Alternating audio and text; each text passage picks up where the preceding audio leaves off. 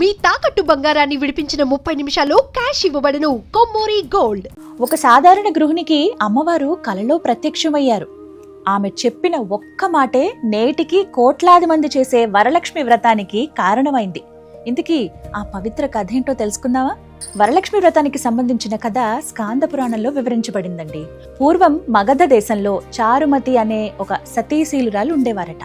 ఆమె ఎంతో భక్తిపరురాలు. భర్తను పెద్దలను గౌరవిస్తూ చాలా ధర్మబద్ధమైన జీవితాన్ని గడిపేది. ప్రతిరోజు దేవుణ్ణి భక్తితో ఆరాధించేది. అయితే ఒక రాత్రి ఆమెకు స్వప్నంలో మహాలక్ష్మీదేవి దర్శనమిచ్చారు. శ్రావణ మాసంలో వచ్చే శుక్రవారం నాడు నా పేరుతో వరలక్ష్మి వ్రతాన్ని భక్తి శ్రద్ధలతో ఆచరించు. నీకు నీ కుటుంబానికి ఐశ్వర్యం, సుఖశాంతులు, సౌభాగ్యం ప్రసాదిస్తాను అని అమ్మవారు ఆశీర్వదించారట. ఉదయం లేచిన చారుమతి తన కల గురించి కుటుంబ సభ్యులకు, ఇరుగు పొరుగు వారికి అందరికీ చెప్పిందట. అందరూ కలిసి కలశాన్ని ప్రతిష్ఠించి పువ్వులు, పండ్లు, నైవేద్యాలతో అమ్మవారిని భక్తి శ్రద్ధలతో పూజించారు. వ్రతం పూర్తయ్యాక అందరికీ అమ్మవారి అనుగ్రహం లభించింది. వారి వారి జీవితాల్లో ఆనందం, ఐశ్వర్యం, ఆరోగ్యం, సుఖశాంతులు అన్నీ పెరిగాయంట. ఈ అద్భుతాన్ని చూసి ప్రజలు కూడా వరలక్ష్మి వ్రతాన్ని ఆచరించడం ప్రారంభించారట. అయితే ఈ కథ మనకు చెప్పే సందేశం ఏంటో తెలుసా? భగవంతుడు మన భక్తిని మాత్రమే చూస్తాడు. నిజమైన విశ్వాసంతో చేసే ప్రార్థన ఎప్పుడూ వృధా కాదు. పవిత్రమైన మనసుతో చేసే పూజకు అమ్మవారి కృప తప్పకుండా లభిస్తుంది. మనందరిపైన వరలక్ష్మి అమ్మవారి అనుగ్రహం ఎల్లప్పుడూ ఉండాలని మనసారా కోరుకుందాం. వరలక్ష్మి పూజలో ఈ వస్తువులు తప్పనిసరిగా ఉండాలని శాస్త్రాలు చెబుతున్నాయి. అవేంటో, అసలు వాటి ప్రాముఖ్యత ఏంటో ఇప్పుడు తెలుసుకుందాం. వరలక్ష్మి వ్రతాన్ని భక్తి శ్రద్ధలతో చేయాలంటే ముందుగా పూజకు అవసరమైన సామాగ్రిని సిద్ధం చేసుకోవాలి. అయితే గుర్తుంచుకోవాల్సిన విషయం ఏంటంటే, వస్తువుల కంటే భక్తికే అమ్మవారు ఎక్కువ ప్రాధాన్యత ఇస్తారు. ఇది మాత్రం అస్సలు మర్చిపోద్దే. ముందుగా ఒక శుభ్రమైనటువంటి కలశం తీసుకోవాలి. అందులో బియ్యం లేదా నీరు పోయండి. ఇక మామిడి ఆకులు పెట్టి పైన కొబ్బరికాయను ఉంచాలి. ఈ కలశాన్నే లక్ష్మీదేవి స్వరూపంగా భావిస్తారు. కొంతమందికి కలశం ఆచారం ఉంటుంది, కొంతమందికి ఉండదు. ఉండేవారు ఖచ్చితంగా ఈ విధంగా చేసుకోండి. మామిడాకులనే కాదు, కొంతమంది తమలపాకులు పెడుతూ ఉంటారు, పంచపల్లవాలు, ఇలా వీటిని కూడా పెడుతూ ఉంటారు. ఇక పసుపు, కుంకుమ, గంధం, అక్షతలు, అలాగే తమలపాకులు, వక్కలు, పువ్వులు, పండ్లు, కొబ్బరికాయ, దీపం, అగరబత్తి, కర్పూరం, చివరిగా నైవేద్యం, ఇవన్నీ కూడా సిద్ధంగా ఉంచుకోవాలి. అలాగే వరలక్ష్మి తోరం, కొత్త వస్త్రం ఒకటి, అమ్మవారికి అలంకరించడానికి పూలమాలలుంటే మరింత శోభ అనేది పెరుగుతుంది. ఇక నైవేద్యం చాలా పెద్ద విషయం అండి. పాయసం కానీ, బూరెలు కానీ, కుడుములు లాంటివి కానీ, పులిహోర లేదా మీ ఇంటి సాంప్రదాయం ప్రకారంగా ఏదైనా సాత్వికమైన వంటలు ఏవైతే ఉంటాయో అవన్నీ కూడా అమ్మవారికి సమర్పించవచ్చు నైవేద్యంగా. పూజ చేసే ప్రదేశాన్ని శుభ్రంగా ఉంచటం అనేది చాలా ముఖ్యమైన విషయం. మీకు ఓపిక ఉంటే రంగవల్లి వేయండి. ప్రశాంతమైన వాతావరణంలో భక్తితో పూజ చేసుకోండి. ఖరీదైన వస్తువులు ఉండాల్సిన అవసరం అయితే అస్సలు లేదండి. మన శాస్త్రంలో ఎక్కడా కూడా అలా చెప్పబడలేదు. తర్వాత కాలక్రమేణా అలా పెరుగుతూ వచ్చాయి. బాగా గ్రాండ్గా చేయాలేమో, అమ్మవారిని బాగా అలంకరించేయాలేమో, ఇలా ఉండాలేమో, అలా ఉండాలేమో అనుకుని మిమ్మల్ని మీరు ఇబ్బంది పెట్టేసుకోకండి. అనవసరంగా తర్జన పడిపోయి అసలు పూజ సరిగ్గా చేయలేకపోతాం. అలా కాకుండా ఖరీదైన వస్తువులు ఉండాలి, ఇలాంటివన్నీ పక్కన పెట్టేసి మన శక్తి కొలది, మనకింతే స్తోమత ఉందా అదే విధంగా. ఎందుకంటే అమ్మవారి దగ్గర మనం ఏమీ దాయలేం కదా, మనం ఎలా ఉన్నామో ఆవిడికి బాగా తెలుస్తుంది. కాబట్టి మనకున్నంతలో మన శక్తి కొలది అమ్మవారిని చక్కగా పూజించుకోండి. వీటన్నిటికన్నా కూడా పవిత్రమైన మనసుంటే అదే అమ్మవారికి అత్యంత ప్రీతికరమని చెప్తారు. ఏది ఏమైనా కానీ భక్తితో సమర్పించిన ప్రతి పుష్పం, ప్రతి పదార్థాన్ని వరలక్ష్మి అమ్మవారు చాలా ఆనందంగా స్వీకరిస్తారని మన పెద్దలే చెబుతారండి. మీ ఇంటిపై అమ్మవారి కటాక్షం ఎల్లప్పుడూ ఉండాలని నేను మనస్ఫూర్తిగా కోరుకుంటున్నాను. మరొకసారి చెప్తున్నాను, మన శక్తి కొలదే పూజ చేసుకుందాం. అమ్మ దగ్గర ఏమీ దాయాల్సిన అవసరం లేదు. మనం ఎలా ఉన్నామో మన స్తోమత ఏంటో అమ్మకి తెలుసు.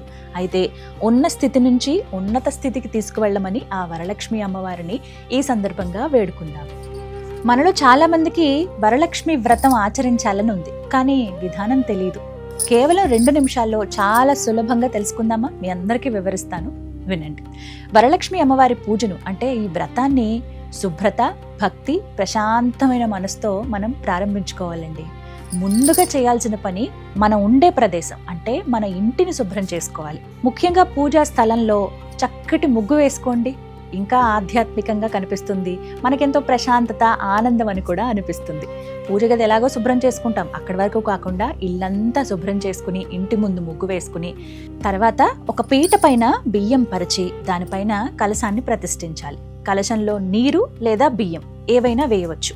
మామిడాకులు కానీ, తమలపాకులు కానీ, పంచపల్లవాలు కానీ వీటిని ఉంచి దానిపైన ఒక కొబ్బరికాయను పెట్టాలి. అమ్మవారి ముఖాన్ని అలంకరిస్తారు కొంతమంది, అంటే అమ్మవారి రూపం ఉండే విధంగా పెట్టొచ్చు. లేకుంటే ఒక కొత్త వస్త్రం, మనం ఏదన్నా అంటే ఒక బ్లౌజ్ పీస్ని చక్కగా ఇలాగా మనకి త్రికోణంలాగా వచ్చే విధంగా ఇలా మడిచి మనం చక్కగా పెడతాం కదా, ఎంతో అందంగా. వాటికే మనం చక్కగా కళ్యాణ తిలకంలాగా బొట్టు పెట్టి పెడతాం.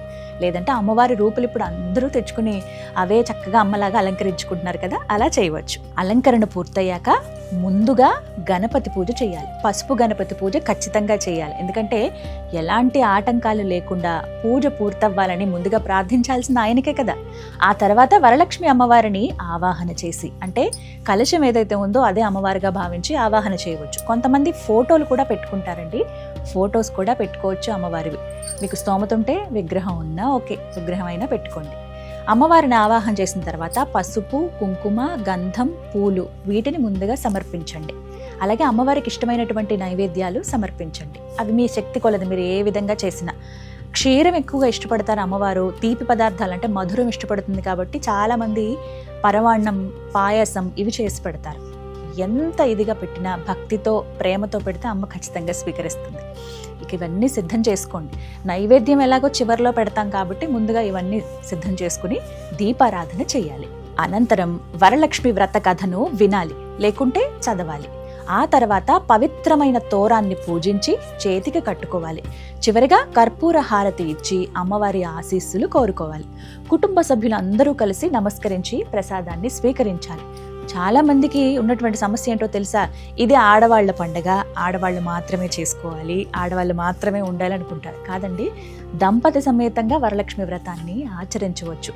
ఇంట్లో మిగతా కుటుంబ సభ్యులకు కూడా ప్రాధాన్యత ఇచ్చి వారు కూడా పూజ జరిగేటప్పుడు పక్కనే కూర్చోవాలి. కూర్చుని కథను వినాలి. అమ్మవారిలో లీనమయ్యి కథని విని కథ గురించి అంటే ఏం చెబుతుంది అమ్మవారు అనేది మనం తెలుసుకోవాలి. సౌభాగ్యం, ఐశ్వర్యం అందరికీ కావాలిగా, మరి కుటుంబ సభ్యులంతా ఈ వ్రతంలో కూర్చోవచ్చు. ఇక ఈ పూజలో ముఖ్యమైనది ఆర్భాటం మాత్రం అస్సలు కాదండి. భక్తి, విశ్వాసం, పవిత్రమైన మనసే అమ్మవారికి ఎంతో ప్రీతికరం. భక్తితో చేసిన ఒక్క ప్రార్థన ఎప్పుడు కూడా అది వృధా కాదండి. వరలక్ష్మి అమ్మవారి అనుగ్రహం ఎప్పుడూ మీ కుటుంబం పైన ఉండాలనే మనస్ఫూర్తిగా కోరుకుంటున్నాను. ఈ విషయం అంటే దాదాపుగా అందరూ పూజ చేసుకునే వాళ్ళకి తెలుసు, కొత్తగా ఎవరైతే ఆచరిస్తున్నారో వారికి ఎంతో ఉపయోగపడుతుందని అనుకుంటున్నాను. శ్రావణ మాసం వచ్చేసింది. వరలక్ష్మి వ్రతం చాలా చక్కగా మనందరూ జరుపుకుంటాం. ఇంతకీ వరలక్ష్మి వ్రతంలో కలశాన్ని అసలు ఎందుకు ప్రతిష్ఠిస్తారో ఎప్పుడైనా ఆలోచించారా? అది కేవలం ఒక పాత్రలా కాదండి, ఇందులో ఒక గొప్ప ఆధ్యాత్మిక రహస్యం కూడా దాగి ఉంది. వరలక్ష్మి వ్రతంలో కలశానికి ఎంతో ప్రత్యేకమైన స్థానం ఉంటుంది. హిందూ సంప్రదాయం ప్రకారం కలశాన్ని ఒక దైవ స్వరూపంగా మనందరం భావిస్తాం. అందుకే పూజ ప్రారంభంలోనే కలశాన్ని ప్రతిష్ఠించి అందులో వరలక్ష్మి అమ్మవారిని ఆవాహన చేస్తారు. సాధారణంగా కలశంలో పవిత్ర జలాన్ని లేదా బియ్యాన్ని ఉంచుతారు. ఆ నీరు సృష్టికి మూలమైన జీవశక్తికి ప్రతీకగా భావిస్తారు. కలశం నిండుగా ఉండడం అంటే మన జీవితంలో ఐశ్వర్యం, ఆనందం, ఒక సంపూర్ణత, ఇలా అన్ని నిండుగా ఉండాలని మనం కోరుకోవడం. కలశంపై ఉంచే మామిడాకులు కావచ్చు, లేకుంటే పంచపల్లవాలు కానీ, తమలపాకులు కానీ, అంటే ప్రధానంగా మామిడాకులు చెబుతారు. ఈ మామిడాకులు, ఈ 5 ఏవైతే మనం అక్కడ పెడతామో అవి పంచభూతాలకు ప్రతీకలుగా చెబుతారండి. వాటిపైన ఉంచే ఆ కొబ్బరికాయ ఏదైతే ఉందో పవిత్రత, శుభం, ఒక సమర్పణ భావానికి గుర్తుగా చెబుతారు.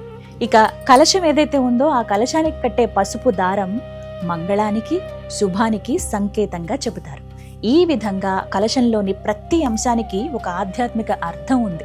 అందుకే వరలక్ష్మి వ్రతంలో కలశాన్ని కేవలం ఒక పాత్రగా కాకుండా లక్ష్మీదేవి సాక్షాత్తు నివసించేటువంటి పవిత్ర స్థానంగా భావించి ఎంతో భక్తి శ్రద్ధలతో పూజిస్తాం. ప్రతి వ్రతానికి, కొన్ని నోములకి ఇలా కలశం ఆనవాయితీ ఉంటుంది. కొంతమందికి అయితే చాలా ప్రధానంగా కలశ పూజ కూడా ఉంటుంది. ఇందులో భాగంగానే వరలక్ష్మి వ్రతంలో అందరూ కూడా కలశంలోనే వరలక్ష్మి అమ్మవారిని ఆవాహన చేసి అమ్మవారిగా భావించి ఆ అమ్మకి అన్నీ సమర్పించి పూజలు చేయటం చేస్తూ ఉంటారు. మొత్తంగా భక్తితో మనం ప్రతిష్ఠించినటువంటి ఆ కలశంలో వరలక్ష్మి అమ్మవారి కటాక్షం నిండాలని, అలాగే మీ ఇంట్లో కూడా ఎల్లప్పుడూ సుఖశాంతులు ఐశ్వర్యం వెల్లివిరియాలని మనస్ఫూర్తిగా నేను కోరుకుంటున్నానండి. చక్కగా చేసుకోండి అమ్మవారి వ్రతం. అందరూ ఆచరించుకోవచ్చు. నియమాలు లేవు, భేషజాలు లేవు, భేదభావాలు లేవు, ఏమీ లేదు. అందరూ జరుపుకోవచ్చు. మొదటిసారి అన్న వాళ్ళు ఇలా భయపడుతూ ఉంటారు. ఇళ్లలో ఎవరూ చేయలేదండి, అమ్మగారు చేయలేదు, అత్తగారు చేయలేదు. అసలు అలాంటివి ఏమి ఉండవండి. అప్పుడు ఏవో కారణాలు ఉండొచ్చు. భయపడకుండా అమ్మ మీద భారం వేసి వ్రతాన్ని ఎంతో భక్తి శ్రద్ధలతో ఆచరించండి. అమ్మ అనుగ్రహం ఎలా ఉంటుందో స్వయంగా మీరే చూస్తారు. కామెంట్స్లో చెప్పండి మీరు ఎలా చేసుకుంటున్నారో పూజ. వరలక్ష్మి వ్రతంలో చేతికి కట్టుకునే పవిత్రమైనటువంటి తోరం కేవలం ఒక దారం మాత్రమేనా, లేకపోతే దీని వెనకాల గొప్ప ఆధ్యాత్మిక అర్థం ఉందా తెలుసుకుందామా? వరలక్ష్మి వ్రతంలో తోరాన్ని కట్టుకోవడం ఒక పవిత్రమైన సాంప్రదాయం. వ్రతం ఆచరించిన తర్వాత మహిళలందరి చేతులు చక్కగా కనిపిస్తాయండి, నిండుగా గాజులతోటి, ఆ తోరంతోటి. అయితే ఈ తోరం ఏదైతే ఉందో ముందుగా మనం వరలక్ష్మి అమ్మవారి పాదాల దగ్గర ఉంచి పూజిస్తాం. వ్రతంలో కూడా మీరు గమనించండి, తోర పూజ అని ఉంటుంది. తోరానికే ప్రత్యేకంగా పూజ అనేది చేస్తాం. వరలక్ష్మి అమ్మవారి ఆశీర్వాదంగా భావించి మనం అది పూజ చేసిన తర్వాత చేతికి కట్టుకుంటాం. పురాణ సంప్రదాయం ప్రకారం ఈ తోరం అనేది అమ్మవారి కటాక్షానికి, ఒక రక్షణకు, మంగళానికి ప్రతీక.